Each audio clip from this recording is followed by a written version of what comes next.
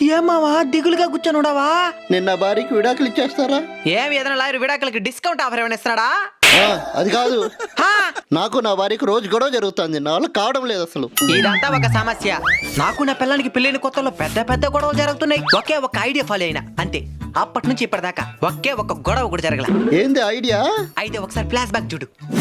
ఒక పని చేయడం కూడా చేత కాదు నీకు. నేను పెళ్లి చేసుకునేది ఎట్లా?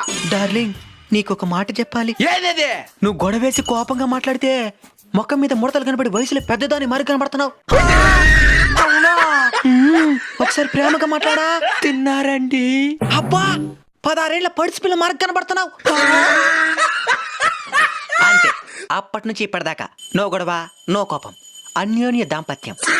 నేను ఫాలో అయిపోతా. Bye bye. మీరు కూడా ఫాలో అయిపోండి, బెస్ట్ రిజల్ట్స్ ఉంటాయి. ఏమండి, నేను ఉద్యోగం చేద్దాం అనుకుంటున్నాను. ఎందుకు లేవే? అంటే మాకు ఉద్యోగం చేసే స్వేచ్ఛ